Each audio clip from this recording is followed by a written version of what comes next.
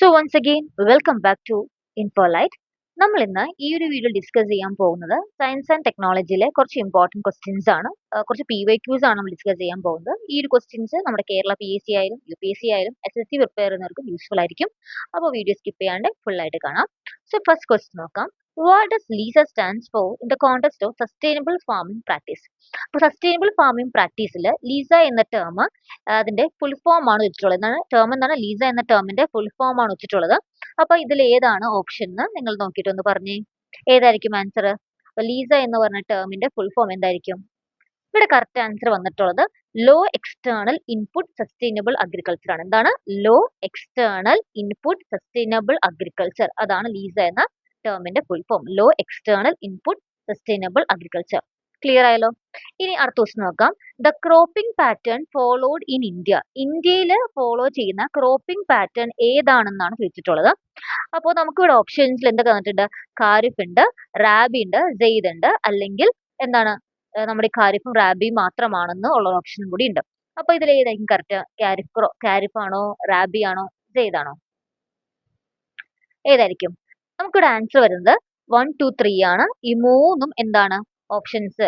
Like 1, 2, 3 എന്താണ് ഈ പറയുന്ന ഖാരിഫ് ആയിക്കോട്ടെ, റാബി ആയിക്കോട്ടെ, സെയ്ദ് ആയിക്കോട്ടെ, മൂന്ന് എന്താണ് കറക്റ്റ് തന്നെയാണ്. അതാണ് ആൻസർ വരിക. അപ്പൊ നമുക്ക് ജസ്റ്റ് എന്താണ് ഖാരിഫ് ക്രോപ്സ് എന്നും റാബിനൊക്കെ ജസ്റ്റ് ഒന്ന് നോക്കി പോവാം. അപ്പൊ ഖാരിഫ് ക്രോപ്സ് എന്താണ്? ഖാരിഫ് ക്രോപ്സ് നമ്മൾ മൺസൂൺ ക്രോപ്സ് എന്നും വിളിക്കാറുണ്ട്. എന്താണ് മൺസൂൺ ക്രോപ്സ് എന്നും വിളിക്കാറുണ്ട്. ഇനി അതിന്റെ ആ ഒരു ടൈം പീരീഡ് എങ്ങനെയാണ്? ജൂൺ തൊട്ട് സെപ്റ്റംബർ വരെയാണ് വരുന്നത്. ഇപ്പോഴാണ് ജൂൺ തൊട്ട് സെപ്റ്റംബർ വരെയാണ് ഉണ്ടാവുക. പിന്നെ അതിന്റെ എക്സാമ്പിൾസ് എന്തൊക്കെയാണ്? ഖാരിഫ് ക്രോപ്സിന്റെ എക്സാമ്പിൾസ് എന്തൊക്കെയാണ്? റൈസ് ഉണ്ട്, മെയ്സ് ഉണ്ട്, കോട്ടൺ, സോയാബീൻ, അതുപോലെ ഷുഗർ കെയിൻ, ഗ്രൗണ്ട്നട്ട്സ്. നമുക്കിങ്ങനെ ഓപ്ഷൻസ് ക്വസ്റ്റ്യൻസ് വരാറുണ്ട്. എന്താണ് കുറച്ച് ഈ പറഞ്ഞ പോലെ ക്രോപ്സ് ഐറ്റം നെയിം തരും, അതിൽ നിന്ന് ഓഡ് വൺ പിക്ക് ചെയ്യുക എന്നൊക്കെ പറഞ്ഞ് വരാറുണ്ട്. അപ്പോൾ ഈ ഒരു ഇമ്പോർട്ടൻ്റ് ആയിട്ടുള്ള ഈ ക്രോപ്സ് ഒക്കെ നോട്ട് ചെയ്തേക്കുക, മാറിപ്പോവാണ്ട്. ഏതൊക്കെയാണ് ഖാരിഫ് ക്രോപ്സ് വരിക? റൈസ്, മെയ്സ്, അതുപോലെ തന്നെ കോട്ടൺ, സോയാബീൻസ്, അതുപോലെ പിന്നെ എന്താണ് ഷുഗർ കെയിൻ, ഗ്രൗണ്ട്നട്ട്സ് ഒക്കെയാണ് മെയിൻ ആയിട്ട് വരാം. ഇനി അടുത്ത എന്താണ്? റാബി ക്രോപ്സ് ആണ്. അപ്പൊ ഖാരിഫ് ക്രോപ്സ് എന്ന് പറഞ്ഞു, മൺസൂൺ ക്രോപ്സ് എന്ന് പറഞ്ഞു. അപ്പൊ റാബി ക്രോപ്സ് എന്താണ്? റാബി ക്രോപ്സ് എന്ന് പറയുന്നത് വിന്റർ ക്രോപ്സ് ആണ്. റാബി ക്രോപ്സ് വിന്റർ ക്രോപ്സ് ഏതൊക്കെ മാസം തൊട്ടാണ്? ഒക്ടോബർ തൊട്ടിട്ട് ഒരു മാർച്ച് വരെയൊക്കെയാണ് മെയിൻ ആയിട്ട് റാബി ക്രോപ്സ് ഉണ്ടാവുക, ഒക്ടോബർ ടു മാർച്ച് വരെ. അതുപോലെ അതിന്റെ എക്സാമ്പിൾസ് എന്തൊക്കെയാണ്? വീറ്റ്. ഈ റൈസും വീറ്റും മാറിപ്പോകാൻ പാടില്ല. റൈസ് ഖാരിഫ് ക്രോപ്സും, വീറ്റ് എന്താണ് റാബി ക്രോപ്സ് ആണ്. പിന്നെ ബാർലി, അതുപോലെ തന്നെ ഓട്സ്, ചിക്ക് പീസ്, പിന്നെ നമ്മുടെ വെജിറ്റബിൾസ് ആയിട്ടുള്ള പൊട്ടറ്റോ, ക്യാരറ്റ്, ഓണിയൻ, ഇതെല്ലാം തന്നെ എന്താണ് റാബി ക്രോപ്സിന് എക്സാമ്പിൾ. ഇതൊക്കെ തന്നെ വിന്റർ സീസണിൽ ഉണ്ടാവുന്ന ക്രോപ്സ് ആണ് റാബി ക്രോപ്സ്. പിന്നെ ഒന്നാണ് സെയ്ദ് എന്നുള്ളത്. അതെന്താണ്? അതൊരു സമ്മർ സീസൺ ക്രോപ്പ് ആണ്. അതുപോലെ തന്നെ ഇതിനെ ഫില്ലർ ക്രോപ്സ് എന്ന് വിളിക്കാറുണ്ട്. ഫില്ലർ ക്രോപ്സ് വിളിക്കാൻ കാരണം എന്താണ്? നമ്മുടെ ബാക്കിയുള്ള മേജർ ആയിട്ടുള്ള എല്ലാ മന്ത്സും കവർ ചെയ്യുന്നത് റാബിയും ഖാരിഫും ആണ്. ആ കുറച്ച് അതിനിടയിലുള്ള ചെറിയൊരു ഗ്യാപ്പ് മാത്രമാണ് എന്താ പറയുക ഈ പറഞ്ഞ സെയ്ദ് ക്രോപ്സ് ഫില്ല് ചെയ്യാറുള്ളത് കൊണ്ട് തന്നെ ഫില്ലർ ക്രോപ്സ് എന്ന് വിളിക്കാറുണ്ട്. ഇതൊരു ഷോർട്ട് ഡ്യൂറേഷൻ ക്രോപ്സ് ആണ് സെയ്ദ് ക്രോപ്സ്. അപ്പൊ ഇതിന്റെ ടൈം പീരീഡ് എങ്ങനെയാണ്? മാർച്ച് തൊട്ട് ജൂൺ വരെ എല്ലാമാണ് എന്താ പറയാ ഈ സെയ്ദ് ക്രോപ്സ് ഉള്ള ആ ഒരു ടൈം പീരീഡ് നമ്മുടെ ഏപ്രിലും മെയ്യിലൊക്കെയാണ് മെയിൻ ആയിട്ട് സെയ്ദ് ക്രോപ്സ് ഉണ്ടാവുക. അതിന് എക്സാമ്പിൾസ് എന്തൊക്കെയാണ്? നമ്മുടെ വാട്ടർമെലൺ, കുക്കുംബർ, അതുപോലെ പംകിൻ ഒക്കെയാണ് മെയിൻ ആയിട്ട് ഈ പറയുന്ന സെയ്ദ് ക്രോപ്സിന്റെ എക്സാമ്പിൾസ്. അപ്പോൾ ഒന്നുകൂടി പറയാം. അപ്പൊ 3 ടൈപ്പ് ഓഫ് ക്രോപ്സ് നമ്മുടെ ഇന്ത്യയിലുണ്ട്. ഏതൊക്കെയാണ്? ഖാരിഫ് ക്രോപ്സ് ഉണ്ട്, റാബി ഉണ്ട്, സെയ്ദ് ക്രോപ്സ് ഉണ്ട്. ഖാരിഫ് എന്ന് പറയുമ്പോൾ എന്താണ്? അത് മൺസൂൺ ക്രോപ്സ് ആണ്. റാബി ക്രോപ്സ് എന്ന് പറയുന്നത് വിന്റർ ക്രോപ്സ് ആണ്. സെയ്ദ് ക്രോപ്സ് എന്ന് പറയുന്നത് സമ്മർ ക്രോപ്സ് ആണെന്നും ഓർത്ത് വെക്കുക. അപ്പോൾ ഈ ക്വസ്റ്റ്യൻ ആൻസർ എന്താണ്? മൂന്നും കറക്റ്റ് ആണ്. ഖാരിഫും റാബിയും സെയ്ദും എന്താണ്? ഇത് മൂന്നും തന്നെ ക്രോപ്പിംഗ് പാറ്റേൺ ഇന്ത്യയിൽ ഫോളോ ചെയ്യുന്ന ക്രോപ്പിംഗ് പാറ്റേൺസ് തന്നെയാണ്. ഇനി നമുക്ക് അടുത്ത ക്വസ്റ്റിലേക്ക് കിടക്കാം. നെക്സ്റ്റ് ക്വസ്റ്റ്യൻ ആണ് the local name for shifting cultivation pronounced in India, pick the odd one out. അപ്പോൾ ചോദിച്ചിട്ടുള്ളത് നമ്മുടെ തന്നിട്ടുള്ളത് എന്താണ്? ഇതിൽ ഒരു 4 ഓപ്ഷൻസ് തന്നിട്ടുണ്ട്. ഇതിൽ ഒരെണ്ണം മാത്രം എന്തല്ല ഷിഫ്റ്റിംഗ് കൾട്ടിവേഷൻ അല്ല, നമുക്ക് എന്താണ് ഓഡ് വൺ ഔട്ട് പിക്ക് ചെയ്യാനാണ് പറഞ്ഞിട്ടുള്ളത്. അപ്പൊ ഇതിൽ ഒരെണ്ണം മാത്രം ഷിഫ്റ്റിംഗ് കൾട്ടിവേഷൻ അല്ല, ബാക്കി 3 എന്താണ് ഷിഫ്റ്റിംഗ് കൾട്ടിവേഷൻ ആണെന്നാണ് പറഞ്ഞിട്ടുള്ളത്. അപ്പൊ ഇതില് ഏതൊക്കെ നമ്മൾ കേട്ട് പരിചയമുണ്ട്? ജും കൾട്ടിവേഷൻ നമ്മൾ എപ്പോഴും കേൾക്കാറുണ്ട് അല്ലെ? Shifting cultivation, jhum cultivation, food cultivation ഒക്കെ നമ്മൾ കേൾക്കാറുണ്ട്. അപ്പൊ ഞാൻ താഴെ കുറച്ച് ഷിഫ്റ്റിംഗ് കൾട്ടിവേഷന്റെ കുറച്ച് നെയിംസും അത് ഏതൊക്കെ സ്റ്റേറ്റ് അല്ലെങ്കിൽ ഏതൊക്കെ ഇന്ത്യൻ റീജിയൻസിലാണ് ഈ പേര് ഫേമസ് ആയിട്ടുള്ളതെന്നും കൊടുത്തിട്ടുണ്ട്. ജും കൾട്ടിവേഷൻ എവിടെ കൂടുതൽ കേൾക്കാറുള്ളത്? ജും കൾട്ടിവേഷൻ വരുന്നത് നമ്മുടെ ഈ നോർത്ത് ഈസ്റ്റേൺ സ്റ്റേറ്റ്സിലാണ് കൂടുതലും ജും കൾട്ടിവേഷൻ യൂസ് ചെയ്യാറുള്ളത്, അത് ഓർക്കാം.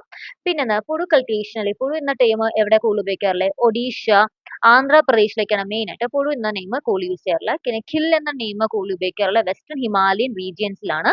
പിന്നെ വൽറി അല്ലെങ്കിൽ വാൾട്രി എന്ന് പറയുന്ന നെയിംസ് ഉപയോഗിക്കാറുള്ളത് രാജസ്ഥാനിലാണ്. ദഹിയ എന്ന് പറഞ്ഞ ടേംസ് ഉപയോഗിക്കാറുള്ളത് മധ്യപ്രദേശിലാണ് കൂടുതൽ യൂസ് ചെയ്യാറുള്ളത്. ഓക്കെ, അപ്പൊ ഈ പറഞ്ഞത് തന്നെ നമുക്ക് എന്ത് കിട്ടി? രണ്ടെണ്ണം ഉറപ്പായിട്ടുണ്ടെന്ന് കിട്ടിക്കഴിഞ്ഞു. ഇവിടെ ഇപ്പോ ആൻസർ വരുന്നത് ഇവിടെ ഓഡ് നോട്ട് റേ ആണ്.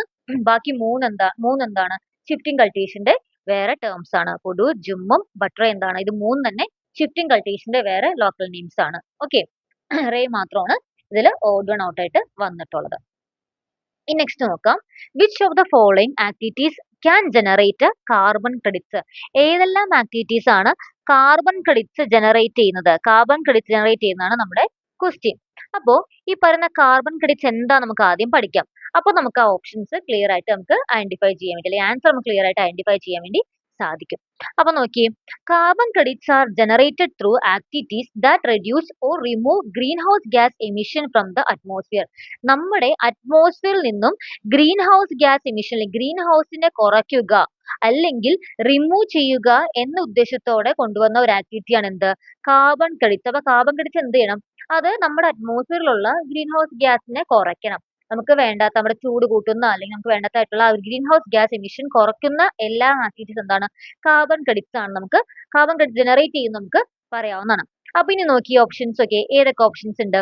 Constructing highways. ഒരു ഹൈവേസ് പണിയുമ്പോൾ അല്ലെങ്കിൽ റോഡ് പണിയുമ്പോൾ ഉറപ്പായിട്ടും അവിടെ എന്തുണ്ടാവും? ഈ പറയുന്ന ഗ്രീൻ ഹൗസ് ഗ്യാസ് എമിഷൻ തീർച്ചയായിട്ടും ഉണ്ടാവും. ഡിഫോറസ്ട്രേഷൻ, നമ്മളിപ്പോ മരം വെട്ടി മാറ്റുകയാണെങ്കിൽ അവിടെ എന്തുണ്ടാവും? നമുക്ക് അവിടെ ഗ്രീൻ ഹൗസ് ഗ്യാസ് എമിഷൻ കൂടാൻ ചാൻസ് ഉണ്ട്. ബേണിംഗ് കോൾ അറിയാം എന്താണ്, അങ്ങനെ വരുമ്പോൾ നമ്മുടെ ഗ്രീൻ ഹൗസ് ഗ്യാസ് എമിഷൻ കൂടും. ലാസ്റ്റ് ഓപ്ഷൻ നോക്കിയാൽ option A, planting trees and using clean technology. Trees നല്ല കുറെ പ്ലാൻ ചെയ്യുക, അതുപോലെ തന്നെ നല്ല ക്ലീൻ ടെക്നോളജി യൂസ് ചെയ്യുക എന്ന് പറയുമ്പോൾ തന്നെ എന്താണ്, അത് നമുക്ക് ഒരു പോസിറ്റീവ് വൈബ് തരുന്ന സാധനം അല്ലേ. അപ്പൊ എന്താണ്, ഇത് രണ്ടുമാണ് എന്ത് നമ്മുടെ കറക്റ്റ് ആൻസർ. അപ്പോൾ ഓപ്ഷൻ എ ആണ് കറക്റ്റ്. പ്ലാന്റിംഗ് ട്രീസും അതുപോലെ തന്നെ ക്ലീൻ ടെക്നോളജീസ് യൂസ് ചെയ്യുക. ഇത് ഈ ആക്ടിവിറ്റീസ് മെയിൻ ആയിട്ട് എന്ത് ചെയ്യുന്നത്? കാർബൺ ക്രെഡിറ്റ്സ് ജനറേറ്റ് ചെയ്യുന്നത്. ബാക്കി എല്ലാം തന്നെ എന്താണ്, കൂടുതൽ green house gas emission കാരണമാവുന്ന reasons ആണ് കൊടുത്തിട്ടുള്ളത്. ബേണിംഗ് കോൾ ആയാലും ഡിഫോറസ്ട്രേഷൻ ആയാലും കൺസ്ട്രക്ടിങ് ഹൈവേസ് ആയാലും. ഓക്കെ, അപ്പോ ഇതിന് എക്സാമ്പിൾസ് കൂടെ കൊടുത്തിട്ടുണ്ട്. നോക്കി, planting trees, using clean technology. Okay, ഇനി നെക്സ്റ്റ് ക്വസ്റ്റ്യൻ നോക്കാം. അഞ്ചാമത്തെ ക്വസ്റ്റ്യൻ ആണ്, which of the following is A major components of the biofilm matrix? Biofilm മാട്രിക്സിന്റെ മേജർ കമ്പോണൻസ് ഏതൊക്കെയാണെന്നാണ് ചോദിച്ചിട്ടുള്ളത്. അപ്പോ ഈ ബയോഫിലിം മാട്രിക്സിന്റെ മേജർ കമ്പോണൻസ് മെയിൻ ആയിട്ട് മൂന്നെണ്ണം ഉള്ളത്. ഏതൊക്കെയാണ്? Extra cellular polymer substances, ECP എന്ന് പറഞ്ഞിട്ടുള്ള സബ്സ്റ്റൻസസ്, അതുപോലെ തന്നെ പിന്നെന്താണ്, മൈക്രോ ഓർഗാനിസംസ്, അതുപോലെ തന്നെ വാട്ടർ ചാനൽസ്. ഇത് മൂന്നാണ് മേജർ കമ്പോണൻസ് എന്തിന്റെ? ബയോഫിലിം മാട്രിക്സിന്റെ. അപ്പോ ഈ ഓപ്ഷൻസ് നമ്മുടെ ഈ ആൻസറിലൊക്കെ ഓപ്ഷൻ എ എന്താണ്? സെല്ലുലോസ് നമ്മൾ പറഞ്ഞോ? ഇല്ല, അപ്പൊ തെറ്റാണ്. പ്രോട്ടീൻ ഒള്ളി പറഞ്ഞോ? ഇല്ല.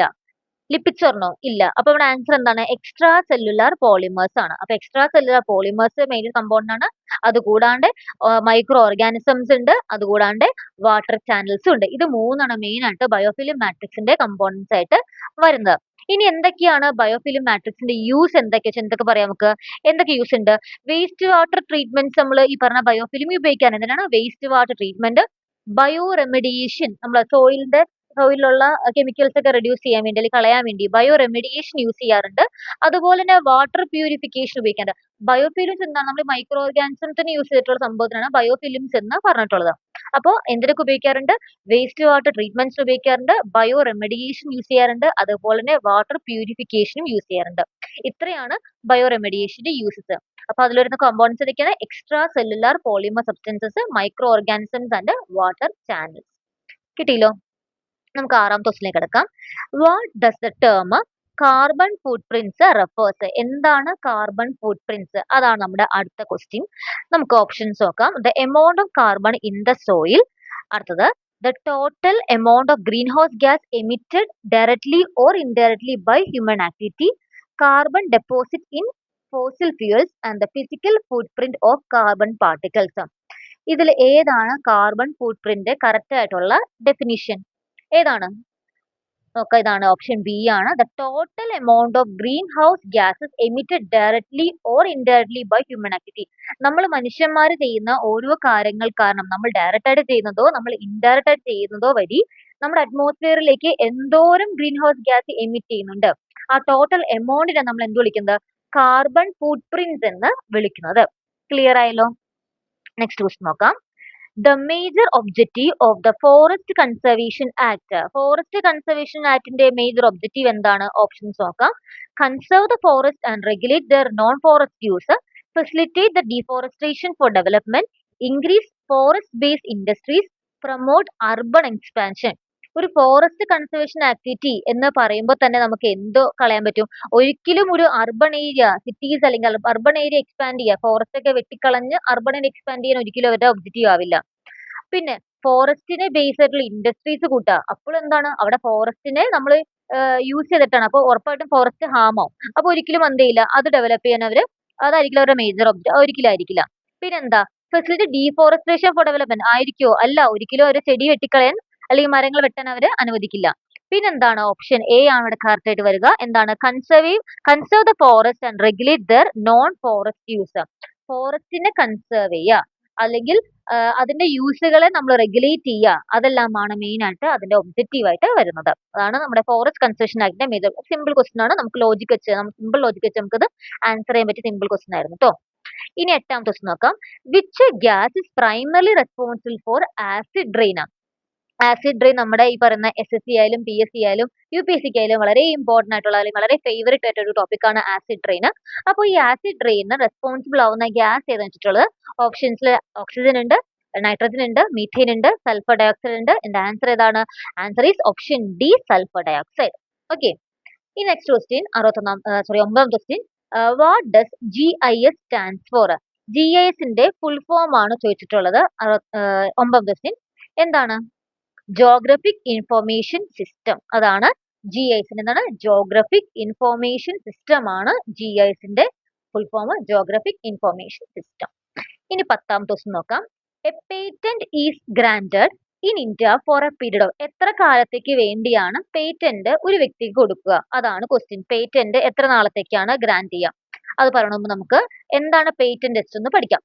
Patent is a form of intellectual property that grants an inventor exclusive right to their invention for a specific period. അപ്പൊ എന്താണ്, ഒരു വസ്തു ഇൻവെന്റ് ചെയ്ത് കഴിയുമ്പോൾ ആ ഇൻവെന്റ് ചെയ്ത ആൾക്ക് കൊടുക്കുന്ന ഒരു റൈറ്റ്, അത് അയാൾക്ക് മാത്രം ഇത്ര നാളത്തേക്ക് എക്സ്ക്ലൂസീവ് ആയിട്ട് എന്താണ്, വേറെ ആർക്കും ഉപയോഗിക്കാണ്ട്, വേറെ ആർക്കും കൊടുക്കാണ്ട് ആ ഒരു ടെക്നോളജി അല്ലെങ്കിൽ ആ ഒരു കാര്യം അയാൾക്ക് മാത്രം യൂസ് ചെയ്യാനുള്ള റൈറ്റിനാണ് നമ്മൾ പേറ്റന്റ് എന്ന് പറയുന്നത്. അത് നമ്മൾ ഇന്റലക്ച്വൽ പ്രോപ്പർട്ടി റൈറ്റ്സ് എന്ന് പറയും അല്ലെ.